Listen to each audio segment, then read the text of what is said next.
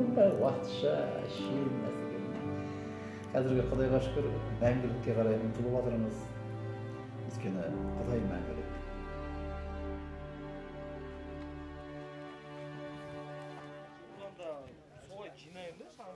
Менің есімім Гүлзада.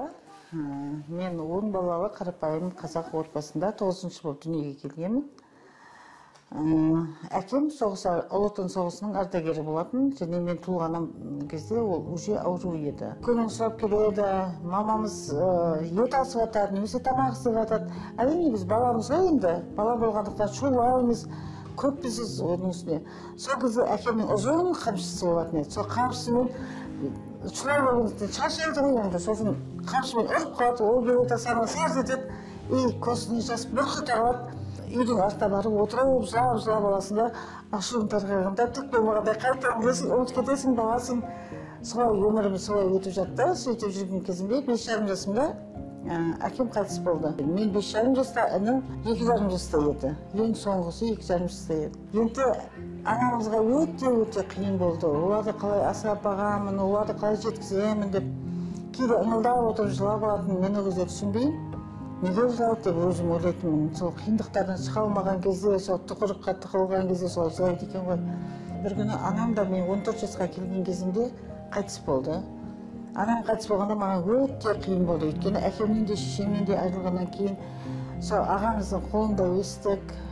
Құдайға рахмет айтамын, әйтеуір сол ағамыз детдомға өткізбей бізді солай асырап бағып, соның қолында болдық. Сөйтіп мектепті жақсы бітірдім, қазіргі оқуға түстім. Оқуға түскеннен кейін де өмір деген жетім баланың әртүрлі қиындықтар келеді. Қамқорлайтын қасында әпке-шешең жоқ. Енді өзің күресуің керек өмірде. Барлық қиындықты өзің жеңуге тырысасың. Өйткені сен жетім болғаннан кейін көп адамдар сені жаншып тастағысы келеді, сені өшіріп тастап, сенен жоғары шыққысы келеді. Сол кездерде сөйтіп жүрген кезде бізде бірінші курста оқып жүрген кезімде Казпийге түстім, одан кейін ауыстым Казпийге. Мен заочно сырттай ауысқаннан кейін Қызылордаға әпшемнің үйіне бардым. Әпшемнің үйіне барған кезде қазіргі күйеуім Әбдімәжит сонымен таныстық, екеуміз қосылдық, үйлендік екеуміз. Сөйтіп біздің Арман деген және Ләйлә деген бір қызымыз болды. Бірақ екеуміздің өміріміз сондай көптеген жүрегіміз жарға толы, әке-шешесі өскен, күйеуім екеуміз көп ұрсысатын едік. Сөйтіп жүрген кезде 6 жыл болғанда екеуміз ажырасып кеттік, екеуміз екі жаққа кеттік. Себебі мен ешқандай қалай отбасы болуды түсінбегенмін, жаспын, және ашушаң едім, өте қатты ашушаң едім. Сөйтіп екеуміз екі жаққа кеттік, сосын қатты қиын болды ажырасқан кезде. Себебі әкешім өзі қайтыс болып кетті, күйеуімнен тағы қалдым, екі баламды қалай асырап бағамын деп сондай қатты сондай күйзеліске түстім, мен де ауру бола бастадым. Ашулансам болды, екі ай ұйықтап істемей құлап қалатынмын, жөнді көзім көрмейтін адамның жан даусы болады ғой, сол жан даусымен Құдайға қатты жан даусымен айқайлап Құдайға айттым, Құдай сен барсың ба, жоқсың ба? Егер бар болсаң, неге сен? Мен әке-шешемді олап кеттім, күйеуіммен тағы ажырадым. Бұл өмір не үшін ба? Не үшін керек бұл өмір? Бұнда өмір сүргенше бұнда екі қолымды төмен қойып өлсем екен дегенде ой болатын. Қаңғырып кеткім келетін, бірақ екі баламды қайда тастаймын? Олардың өмірі не болады? Менің өмірім сосын қалай болады? Мен олып кетсем, менің балдарым өмірі не болады? Осы олар мені өлімге жібермейтін. Олар да мен сияқты қиналады ғой, олардың да өмірі бітіс болады ғой, олар қалай болады деген сондай. Сол аналық сондай махаббатыммен өлімге бармайтынмын. Жолдың бойында сауда істеп жүргенімде бір күні қатты қиындық келгенде қатты айқайлап жыладым. Құдай сен барсың ба, жоқсың ба, сен қайдасың? Бар болсаң маған белгі берші.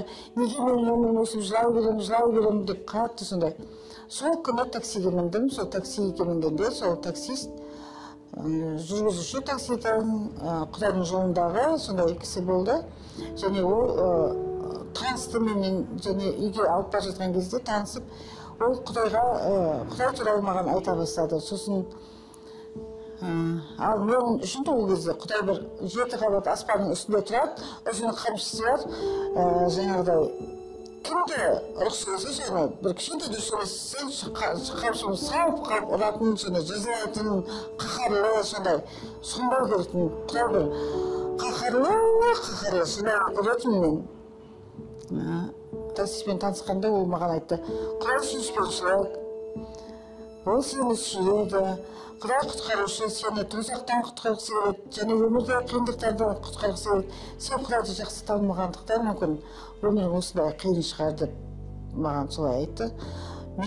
Мен қатты жүрегіме қуаныш келді. Ой, Құдай шынымен сүйіспеншілік па, ол құтқарушы ма? Онда мен неге өмір осындай деп, осы Құдай танысам, мүмкін өзгеретін шығар деп солай. Сол кезде ол айтты, ол құтқарушы Иса Масих деп. Қатты ана кісіге қарсы шықтым. Сосын да ол кісі күнде келіп Құдай туралы айтып тұратын болды маған. Құдай туралы айтса, қуанып, сұрағанын жақсы жүзе бастайды. Ал Құдай туралы айтпай, ол кісі бір-екі күн келмей қалса, сұрағанын жүзе болған сияқты көңіл түсіп солай болады. Сол айтқан сайын менің жүрегімде жарық сәуле жүрегіме кіргендей болды. Сөйтіп жүргенде маған ол кісі келіп кітап әкеп берді. Құдай туралы жаратылыс қалай жаратылған, оның ішінде құтқарушы кім, Иса Масих екенін, сондай оқи бастады. Мен Исаны қабылдамасам да әлі, сол келген кітапты оқи бастаған кезде өмірім өзгере бастады, көзім ашыла бастады. Құдайдың шынымен сүйіспеншілік екенін айтқанымнан емес, өзім сезіне бастадым да, шынымен Құдай сүйіспеншілік.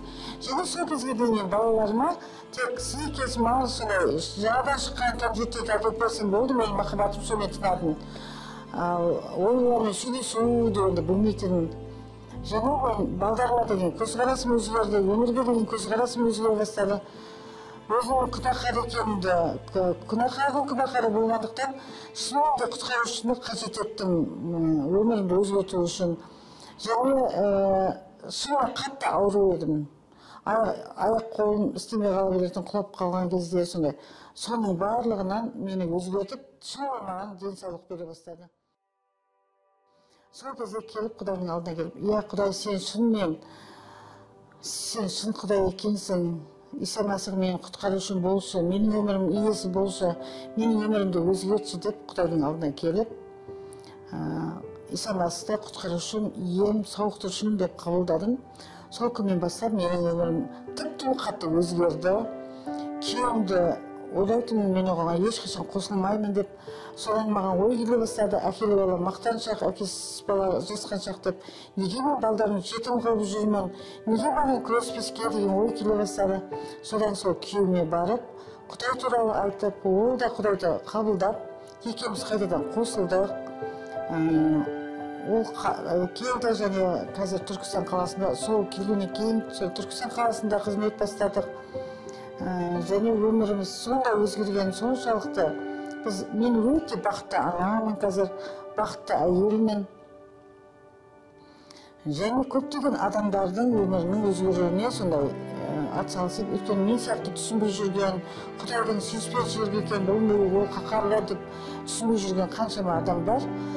Сондықтан да соларға айтқан кезде, Құдайға шүкір, қазір біраз адамдар Құдайға келіп, күйеуіміз екеуміздің отбасымызда 25 адам осы Құдайды қабылдаған.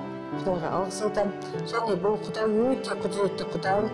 Барлық адамның өмірін өзгерткісі келеді, оларды сүйеді және түсінбей жүрген күнәһар адамды, қандай ауру адамды сауықтырып, Құдай өзгерткісі келеді. Сондықтан бұл Құдай, біздің Құдай өте керемет Құдай. Мен қатты ризамын, Құдайға алғыс айтамын. Және мен сияқты адамдардың өмірін өзгертсе екен деп, сол адамдарда келсе екен деген арманым бар. Құдай сол адамдарды жарқырап алып келсін. Менің өмірім осы.